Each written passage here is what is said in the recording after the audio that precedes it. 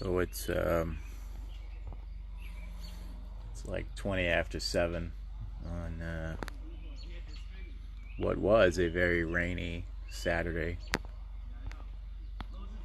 morning, and clouds have kind of dispersed, and get a little bit of sun. Um,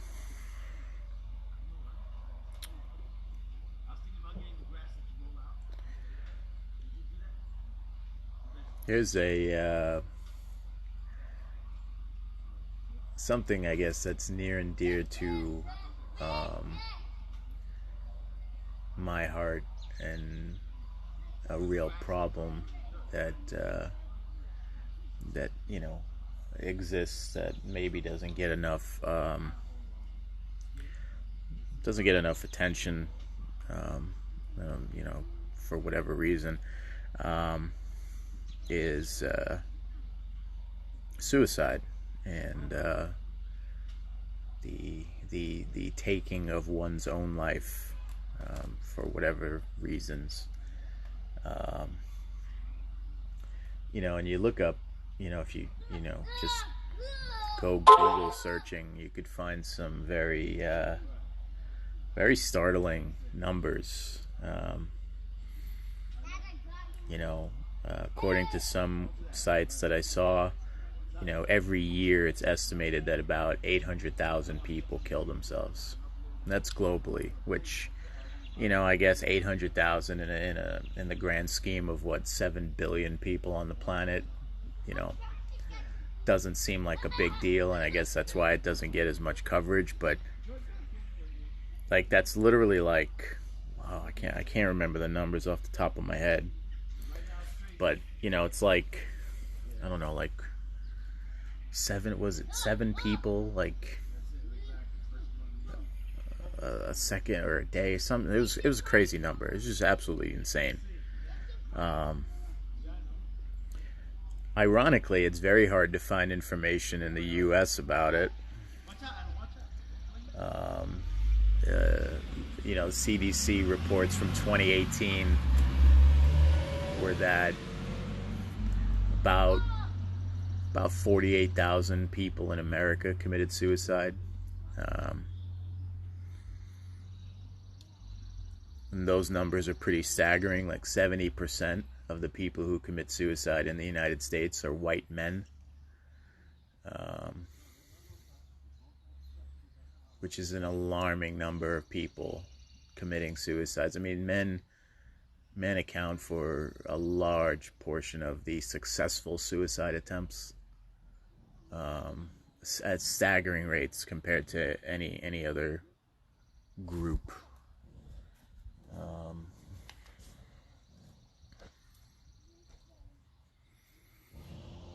and it hits all ages. It's the 10th leading cause of death in the world.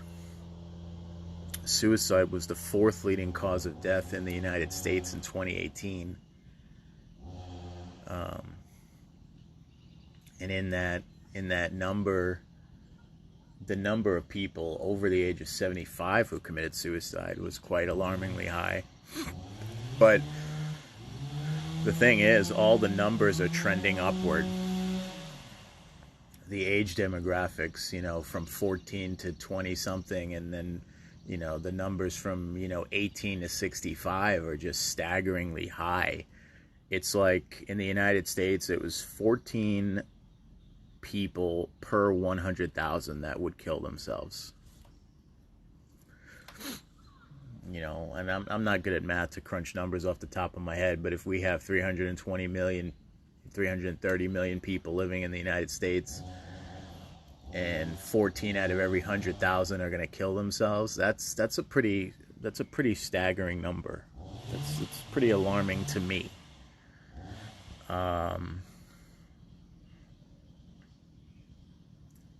Depression being the leading disability or cause of that.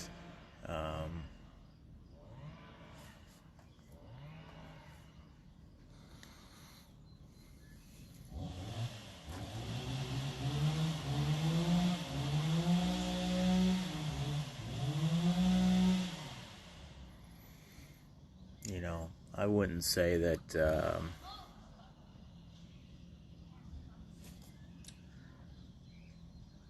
It's near and dear to my heart um, because I've lost people to it. I've lost people to suicide. Um, I've seen it. I've seen and felt that sting, that sudden shock of somebody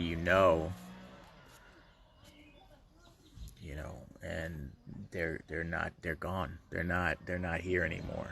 Because they reached a point where they couldn't they just couldn't fight anymore. That's hard to deal with. You look at the celebrities that we've lost as a result of it.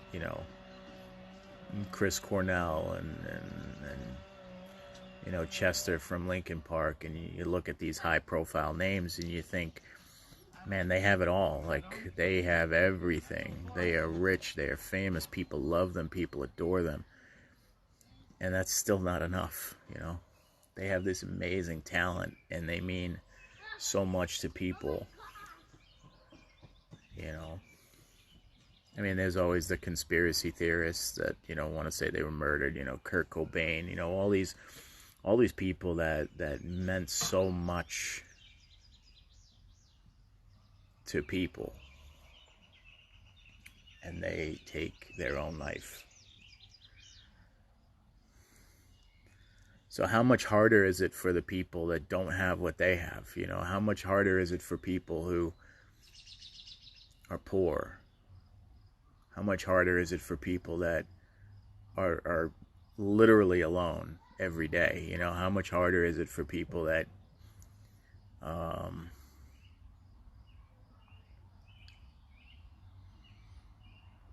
that just lose that will to fight, to keep going?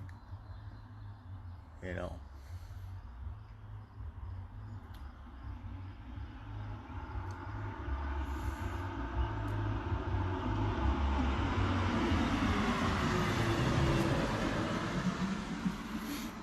it's scary because it hits home.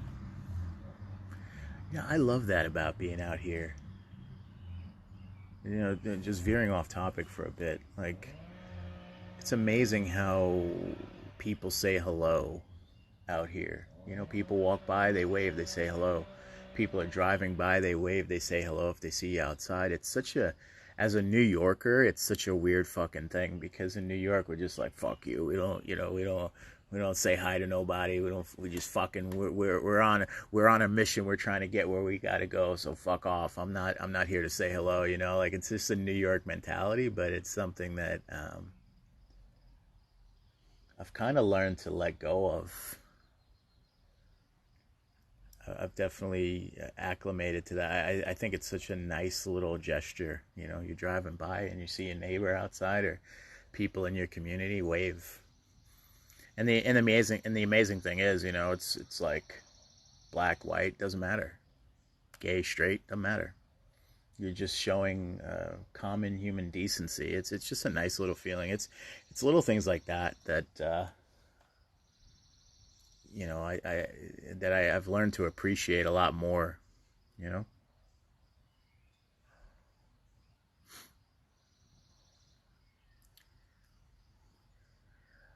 it really is, and that's the scary part. Like, you never know. You think everybody's got it together, and you think everybody's okay, and but you have no idea. And that's why when we're talking about this lockdown stuff with the coronavirus, and it's like,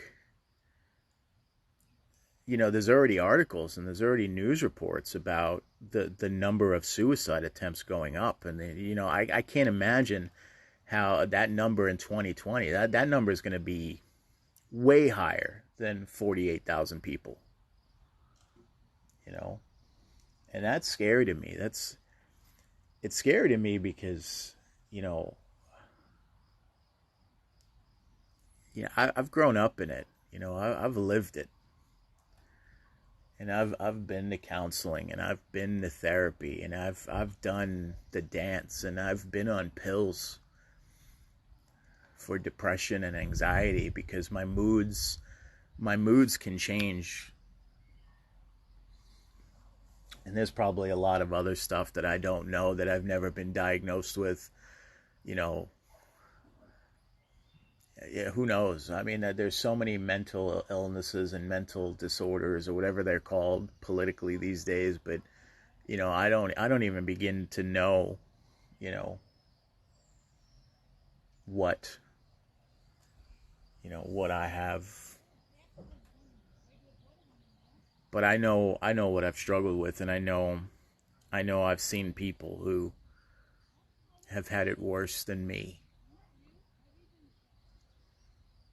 and they're not here anymore.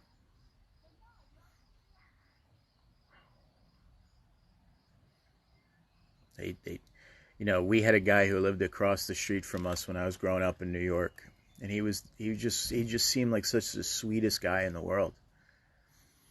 He would play catch with us. He was a baseball fanatic. He would play catch with us. Um, he would sit outside on his porch and he would just play guitar. Married, most adorable little kid. And if I'm not mistaken, the guy killed himself.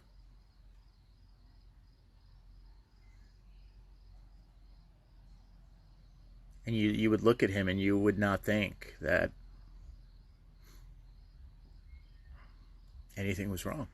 He had everything that you could ever hope for. He's got a house, he's got a wife, he's got a kid, he's got a family, he's got talent, he's the sweetest guy, and he's gone. And I'm not going to sit here and say I was personally close with this guy, but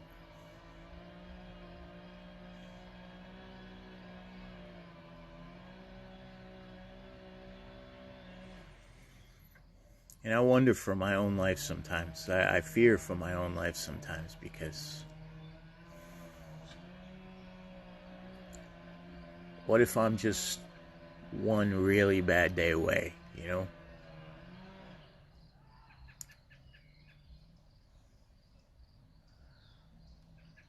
What if I'm just really one lonely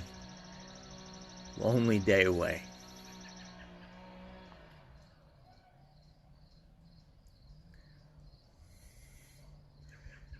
I wake up every day and my body hurts, and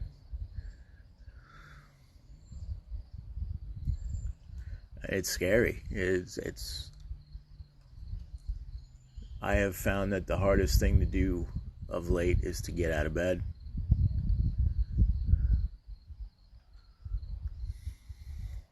Am I just going to be another fucking statistic? I've had so many people in my life tell me that they believe that I'm going to kill myself, that they just believe that I fit the demographic, I fit the stereotype, I fit the mold, you know.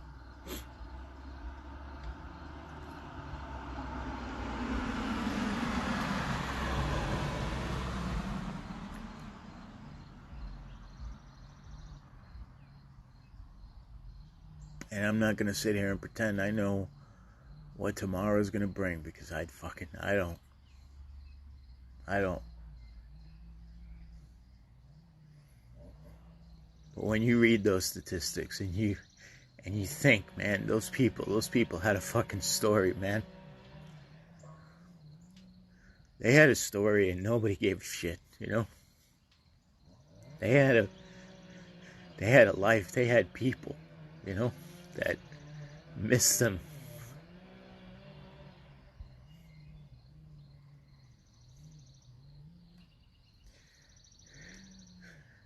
And now their voice is just dead. It's just silent. Dead men tell no tales. And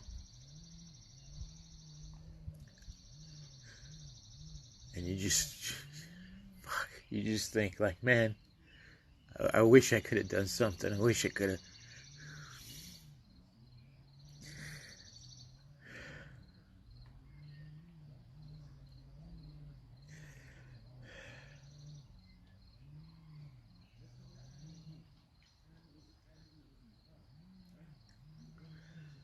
You know, you just wish that maybe you could have reached out, and maybe you could have helped somebody, and maybe just,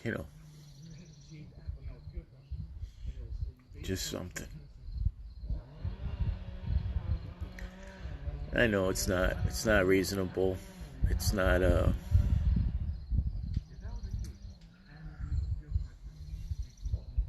it's not reasonable to think that you can help everybody, you know. You can't. Some people, and most people, when it comes to suicide, they don't reach out for help, um, because it happens so suddenly, you know.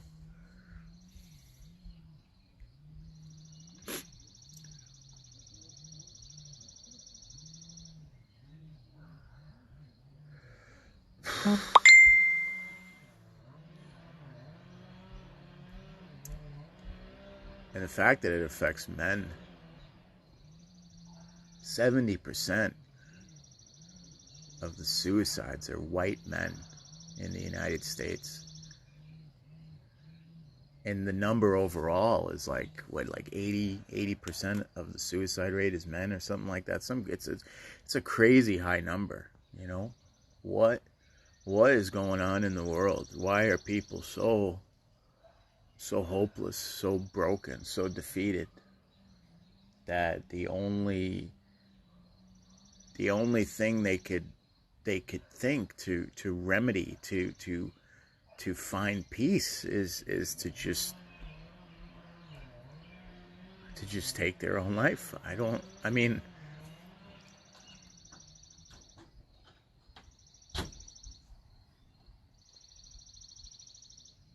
I get it. You know, my upbringing, my life to this point hasn't been a bed of roses. It hasn't been all pink elephants and marshmallows. It hasn't been paradise, you know.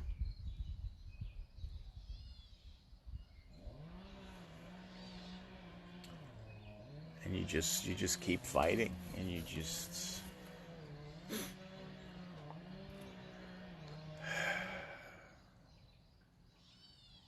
you know, and you got all the medical professionals, and they push these pills, and they push these medications, and then, like, you're dealing with depression, you're dealing with this existential crisis, you're dealing with all these hurts and pains, and their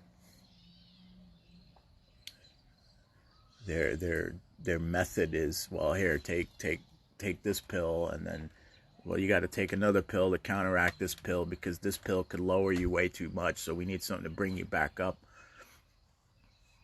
And you're just throwing your body out of whack, you know.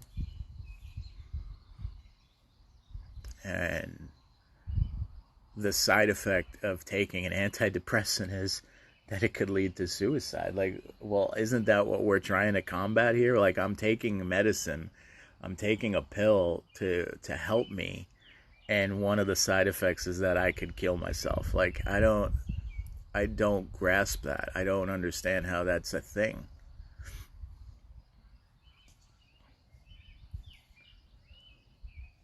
I don't know if medicine is necessarily the way to go. I know for some people it helps, and some people it works, and I know for a fact that I've lost people that were on pills, and they've blown their brains out.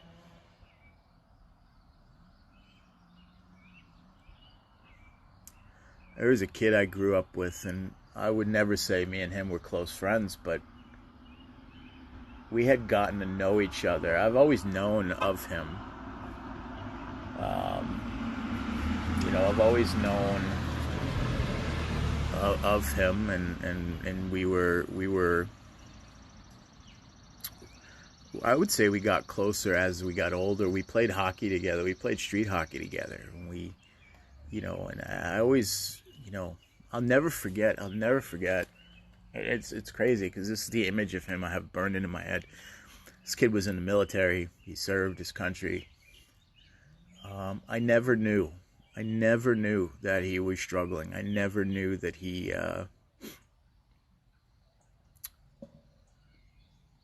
I never knew that he was dealing with these depression and all this stuff. But the image I have of him is we played street hockey together. We were in a league, and he was just a solid two-way hockey player. Like, he wasn't going to dazzle you in the offensive zone, but he just did things right. He knew his position. He knew how to play it. He was just, in my eyes, I think he was one of the unsung heroes of that team. We went all the way to the championship, And I remember when we won the semifinal game to get to the championship game, I'll never forget his face, because he was the first one to skate towards me. I'm the goalie, so I'm all the way back here, And he was the first one to just fucking skate, and the smile on his face and the joy that he had in that moment. And we just fucking hugged each other, and we were so ecstatic. He was the first face to greet me. And that's the image I have of him. And then, we played that one season together, and then, the team kind of disbanded, and we kind of all went our separate ways. But I never knew. I never knew this kid was hurting. I never knew. And then, I don't know how long after it was. It might have been a year, 2, maybe 3. But, I just remember, I don't know, I can't remember if it was on Facebook, or I don't know if Facebook was open then, because you got to remember, Facebook started out, Facebook was just like a college thing. Facebook wasn't what it is today. It wasn't this open forum where everybody could just post shit, That's not, it's not what Facebook was. So I'm trying to think if it was MySpace or Facebook. It was one, because MySpace was the OG. And not to get too far off topic, but MySpace was the shit. I think MySpace was far cooler back then than Facebook. I love the customization options of MySpace. Top 8 was like the fucking thing, man. Like, if you weren't in somebody's top 8, it was like fucking war, man. And even among the top 8, it was like, who gets that top spot, It's so fucking cool, man. And you could decorate it and fucking set music to play, and you could have your own personal blog attached to it. It was so cool, man. Like, the shit you could do on MySpace, like, all of a sudden everybody was learning how to code, Like, everybody was like coding backdrops and music into their fucking MySpace. It was so cool, man. It was so freaking cool. I think it was exponentially more cooler than Facebook ever will be, because Facebook is just fucking trash. Facebook is just a way for fucking... I honestly think, you want to know what feeds into the suicide rates, and you want to know what feeds into the depression people have? Facebook. Absolutely. You couldn't convince me otherwise. You couldn't convince me that social media can do tremendous amounts of damage to somebody. You couldn't convince me otherwise. Because I personally don't believe that we are meant to know there's a certain amount of truth to ignorance being bliss. I've said this before. I don't think us knowing every little detail about everybody else's life is healthy. I think what it forces us to do is it forces us to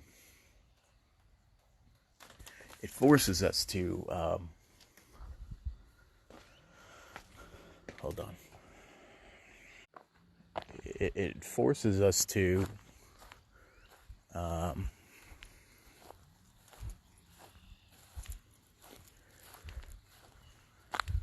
it forces us to like compare our lives to other people, And I don't know if that's necessarily healthy.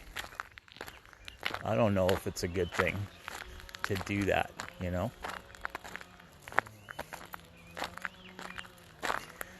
I just think that there are some things that we're just better off not knowing, you know? And,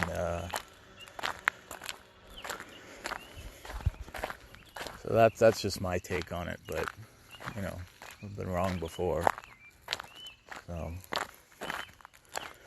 but yeah, you know, getting back to, I'm not going to mention names because, again, it's out of respect, but, yeah, you know, people are just, they're here today and they're gone tomorrow, man. That's life, you know?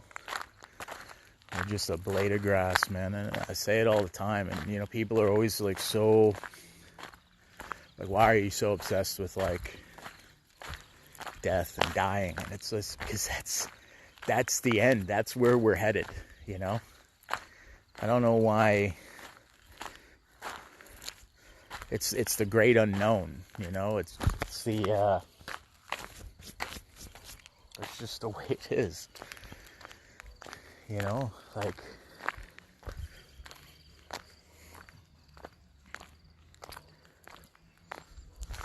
I couldn't tell you. I really couldn't. Like, ever since I was a kid, you know?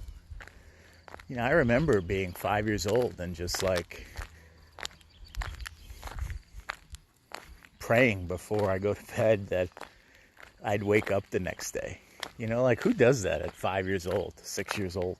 You know, like, whose mind is so preoccupied with the loss of life at that age? You know, like, at that age, you're supposed to be, like, invincible. You're supposed to be untouchable, you know? You're supposed to feel like I can do anything and nothing can touch me, you know? And that wasn't the case.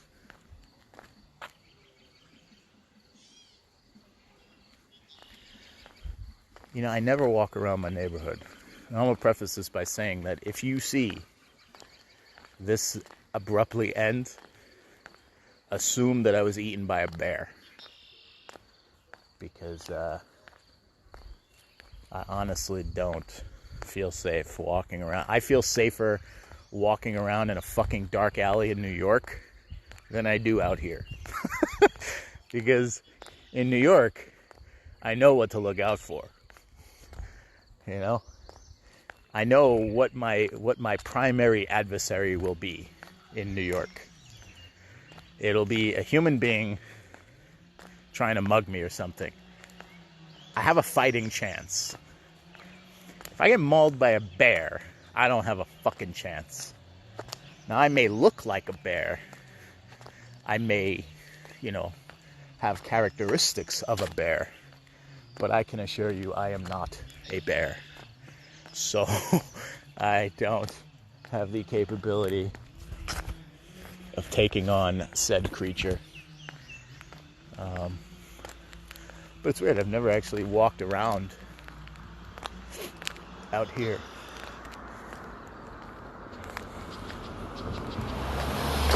So, like, I've driven around this area, but it's actually quite nice to take in all the sights. But, yeah, that's been weighing heavily on my mind of late. I haven't been feeling very good. I've been having a lot of pain and physical pains, and, you know, it's probably exacerbated by my mental state of late. But it's just something to consider. You don't know people's, this is an uphill. Dear God. You don't know people's struggles, you know? You don't know what people are enduring or what they're going through in life. You can't look at somebody and just know.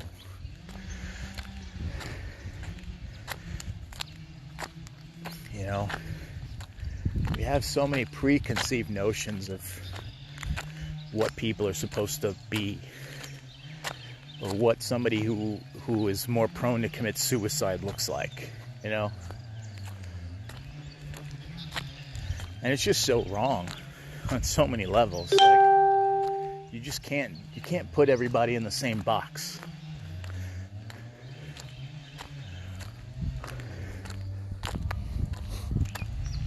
And not a lot of people talk about it, especially men. Men will not talk about it.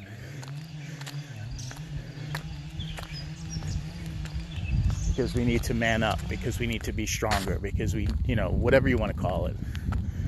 If you want to blame society, go right ahead.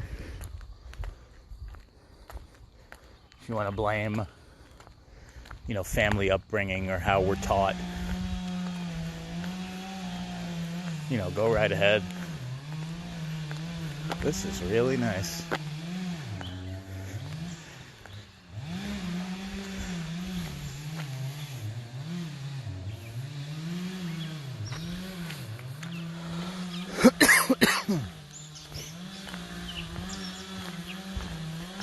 But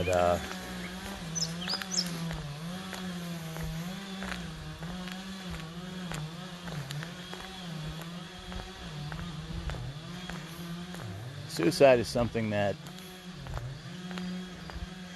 like I said, it weighs on me, and it's something that I've known. It's something that I battle against, and I get it. You could get to some dark places where you feel like that's the only way out.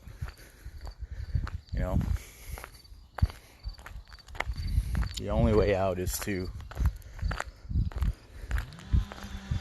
all of a sudden the idea of death becomes rest. It ends up being equal to resting or peace or freedom. It becomes this liberating thing in your mind, and it's just like, no, like, you get one life and it's so precious. How do we get people to a place where they could see more,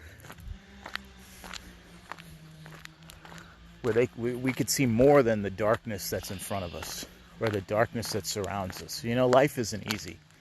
It never has been. All you need to do is study human history to understand that nobody in life has ever had it easy, And the farther back you go, the least likely, or the less the quality of life, If you compared us in 2020 to people growing up in the Middle Ages, the Dark Ages in Europe, it's no contest, We have it exponentially better. We have it exponentially better in 2020 than my dad did growing up 40, 50 years ago, Like, there's no denying that. Anybody who says otherwise is just batshit crazy. I'm sorry. There's no way for you to say that you have it worse than your grandparents and your great-grandparents did, There's no way.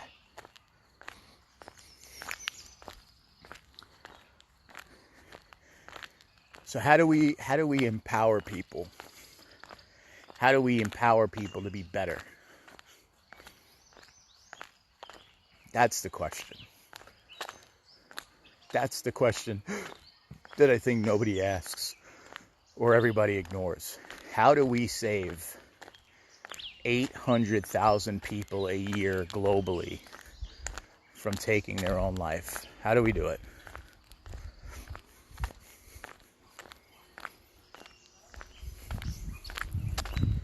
That's what I want to know.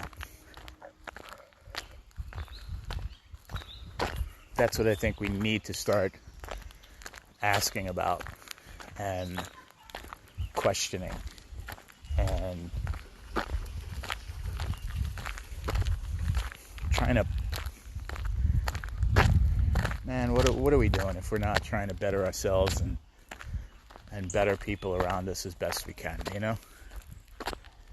it's so easy to put people down. It's so easy to, and I do it too. I'm not exempt from this. You know, I'll look at somebody's circumstance and I'll be so quick to judge that person, but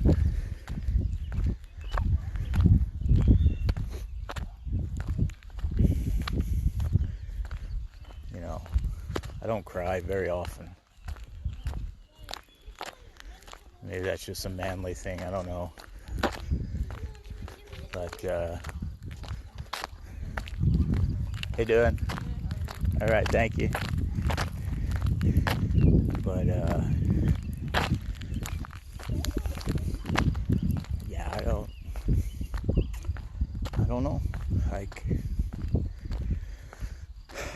we've just got to be better. And the thing is, I don't think it's a one-size-fits-all solution either. I think certain people respond to things differently. So, got some dark clouds rolling in over there. You know, I think some people will say, you know, you gotta take responsibility. And yeah, I mean, I'm not against that ideology at all. I think ultimately we do have to take responsibility for our actions. We do have to take responsibility for how we treat people. We have to take responsibility for how we treat ourselves. I absolutely agree with that. But in practice and in application, you know, tough love may work for some people. You know, slapping somebody across the face and saying, hey, you need to fucking straighten up might work for some people. But again, it's not a one size fits all. I don't think it works for everybody.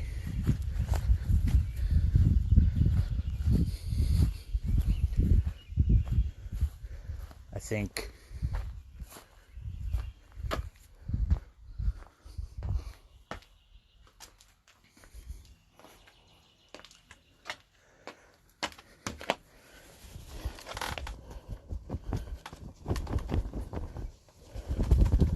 it could certainly help some people, but I don't think it's the answer for everybody. I think in cases like that, you need to take it case by case, person to person. Because while people may share similar experiences, and it's very unique to that person, you know? I'm not the only person who's ever been, let's say, molested sexually, right? But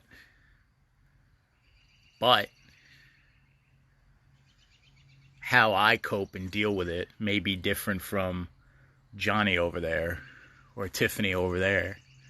You know, how I'm treated to overcome that, I don't think is a one size fits all shoe. And I think that's my point.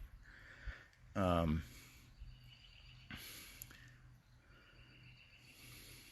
think it's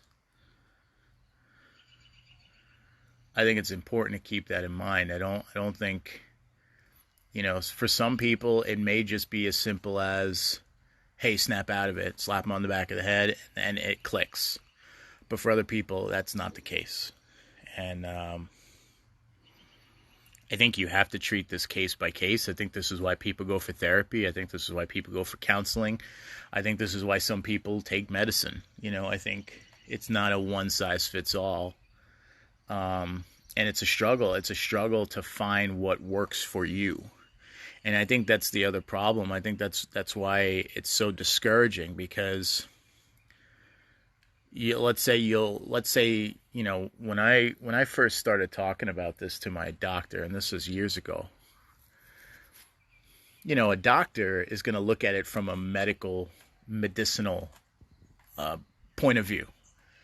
So his recommendation was, okay, we're going to put you on these medicines, you know. Now, I took the medicines, and I found I did not respond well to them. I did not like them. I am personally not a medicine person. I'd rather not ingest a chemical. I'd rather find a way to do things. I'd rather not, if unless it was like absolutely, there's no other way. This is going to absolutely help you. But the problem with medicine when it comes to like depression and anxiety is it's not that way. Like you can take Tylenol for a headache because you know that's what Tylenol does. Like, but it's not a guarantee that if I take Paxil or if I take Wellbutrin or if I take Lexapro or if I take whatever these medicines are, that they are going to have the same result person to person. And then, so then the common theme will be, well, you have to up the dosage, lower the dosage. We need to find the right dosage that works for you. And that could be extremely discouraging because you have to do it like it's like a 2-week process, right? So you take this medicine for 2 weeks. Did it do anything? No. Okay, well, let's up the dosage to this and try that for 2 weeks. Oh, okay, this had this effect. Okay, maybe we need to drop it down a little bit. So it's this constant like back and forth, and you're literally just turning your own body into like a fucking guinea pig. You're a lab rat, while they're trying to figure out the right dosage. And I personally I'm not a fan of it. I'm not saying it doesn't work for other people, but you're giving me a medicine that's supposed to help me not want to kill myself, but one of the side effects is to kill myself. I don't see how that's helping me. I don't see the benefit in that. And again, I'm not saying that's for everyone. I'm sure, there are people that take medicine and that's how they get through the day. And if that works, God bless, I'm happy for you. I'm saying for me personally, that approach does not work.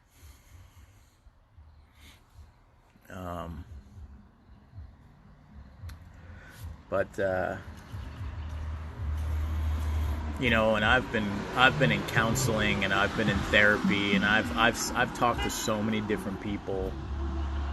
I've had a counselor look me dead in the face, and this was when I was in 7th grade. I'll never forget it. And say that everything that I was experiencing was my fault.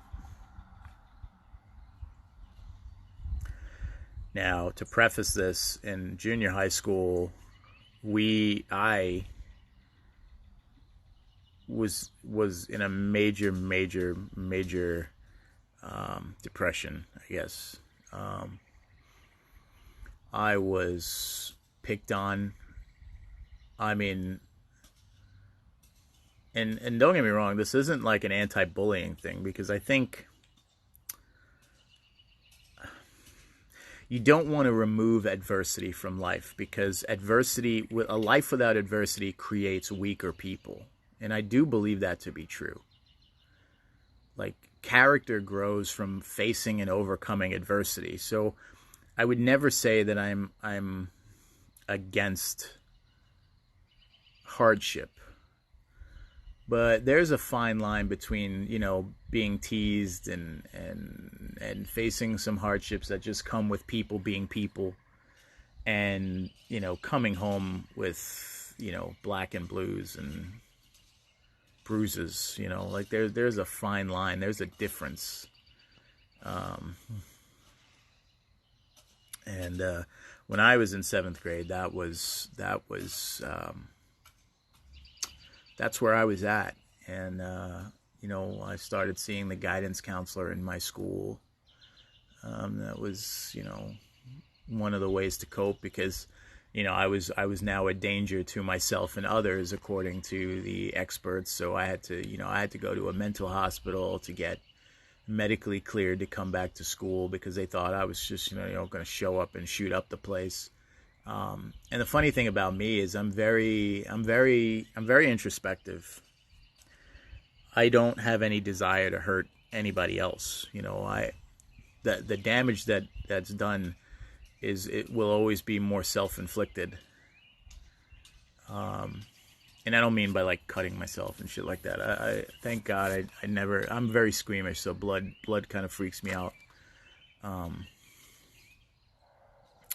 so I don't like, I wasn't into that stuff. But um,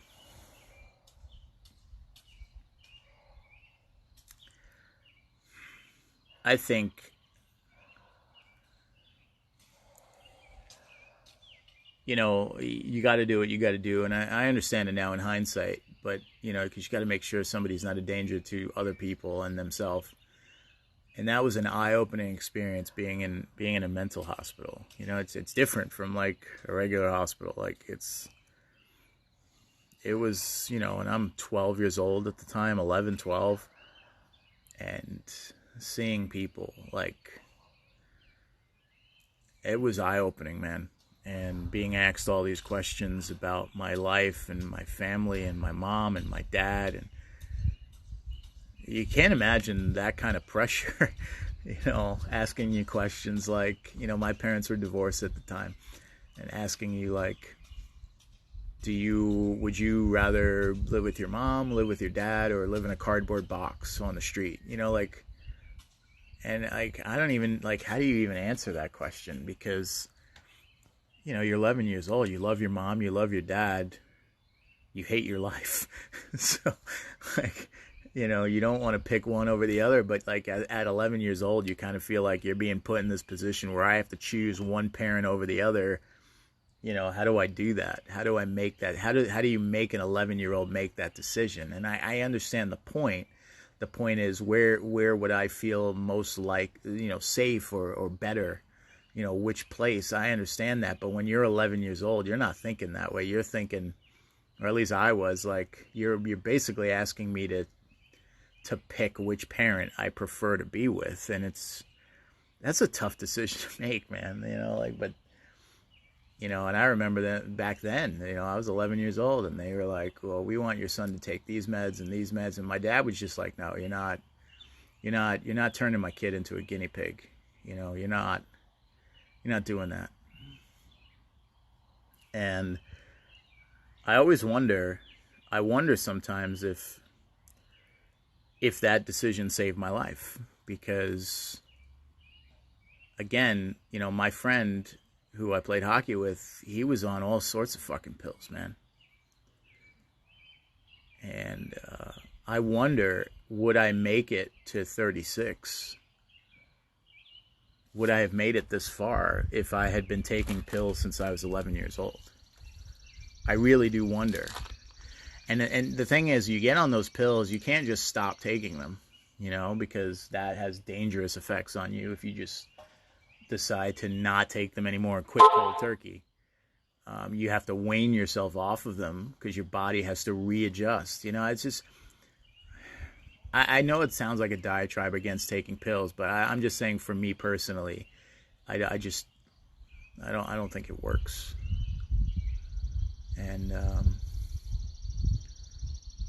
my issue has always been abandonment. My issue has always been loneliness.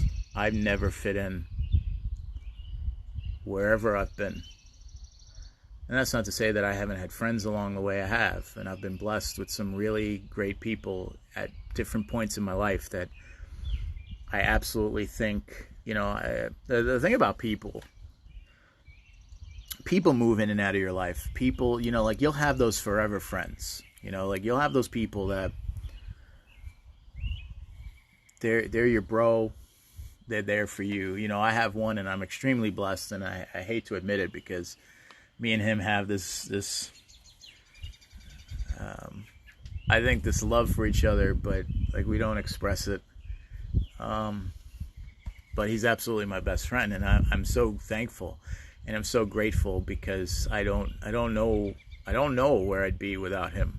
And it's the craziest thing, because when we first met, I was like, there's no fucking way I'll ever be this dude's friend. Like, I was just like, there's no fucking way. Like, we were just, based on appearances, we were just not in sync. But life is amazing in how it brings people together, and circumstances being what they are. And You know, he's my best friend. There's no denying it. I don't see him as much because I don't live in New York, but I'm so grateful, and you know, he's one of the few people that continues to reach out, even though I'm a pretty shitty friend, and I don't deny that. I am, but you know, he reaches out, and you know, like he just bought me a bunch of shit for my birthday, and I don't. And the truth is, I don't fucking deserve it, you know.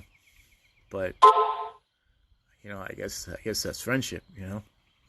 I don't I don't fucking deserve it. But the point is, people come in your life, and some people are there just for a season. They're not meant to be there forever. They're there to get you through a period of your life, but they're not meant to be there forever. And that's very true. You will have people that come and go. Life is like this series of ebbs and flows, and you know, when people's lives intersect, they're there for a bit, and they may run parallel for a while, but then eventually life's going to take people in different paths, and that's just the reality of the situation. But for the most part in my life, I have, you know, I've been very alienated, and I've been very alone, and I've been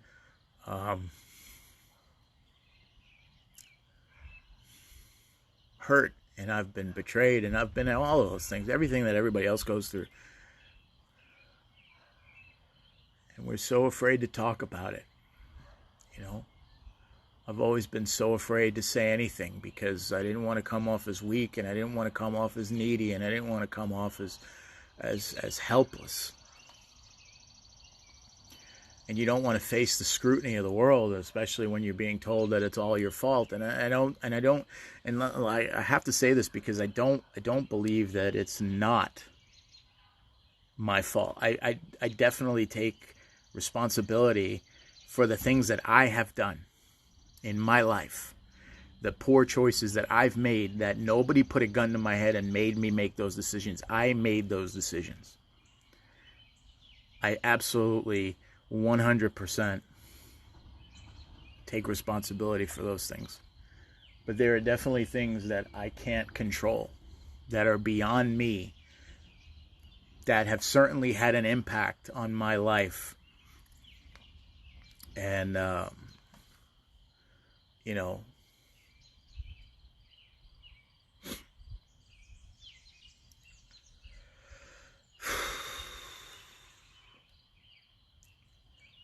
my suggestion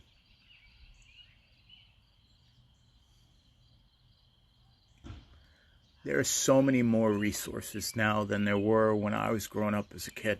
You know, I grew up in the 80s, early 90s. There's so much more resources now for mental health than there were.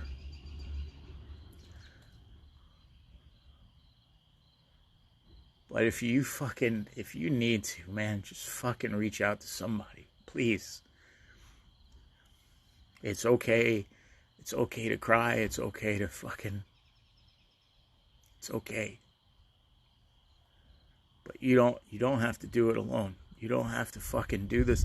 Life is a journey that's not meant to be traveled alone. It's not. There are times when we're alone, but man, when you're alone all the fucking time, it takes its toll, man. It does. It's fucking destructive.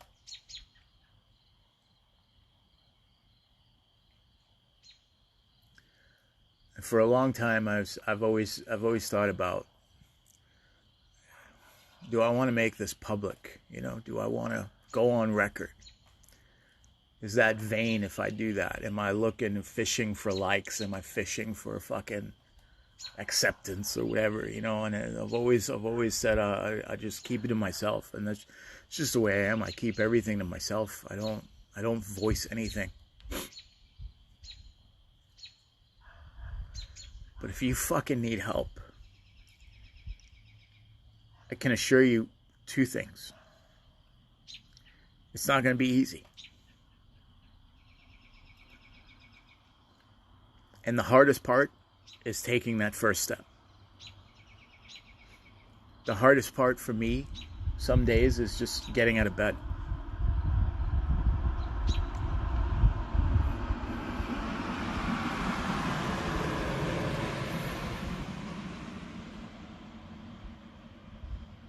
And two, that there are definitely people who care.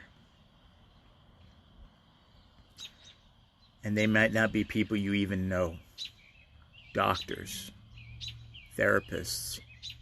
There are people in medical professions that care. There are probably people in your life that you don't even realize are there that care. And sometimes they just don't know how to reach out. I know in my life, I make it extremely difficult for people to reach out because I'll see the hand extended and I just won't reach out for it. Just won't. I can't tell you how many people I've lost in my life simply because when they extended the hand to help, I just turned away. And I slapped it away and I said no.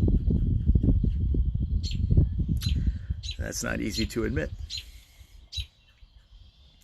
But I think I've lost many people in my life because I was partly stubborn and partly just unable because of everything that I was feeling. I struggle with being a burden to people. I do. I've been alone so much in my life that it's always hard to ask for help. I hate asking for help. Whether that be, just for support or financially or whatever, I fucking hate doing it. I hate it. Because it makes me feel like I failed. It makes me feel like I'm burdening somebody else and I'm not supposed to be anybody else's burden, People have their own lives, people have their own struggles that they deal with, and then here I come thinking, oh, I'm struggling and I need help, and it's always been so like a real fucking prima donna. Like I mean I know it's stupid to think that way because some people genuinely want to help, but that's just the way I think about it sometimes. I don't want to be a burden to people. I want to be strong enough to stand on my own 2 feet in a walk.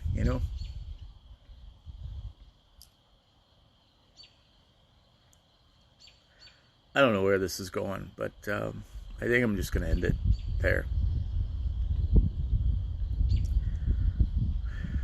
Please. Your life is worth so much more than you'll ever know.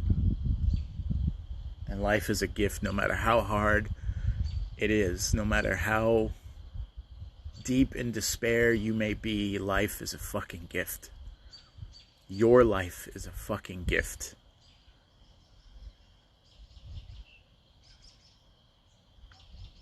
And I know, there's nothing I can say to convince you otherwise.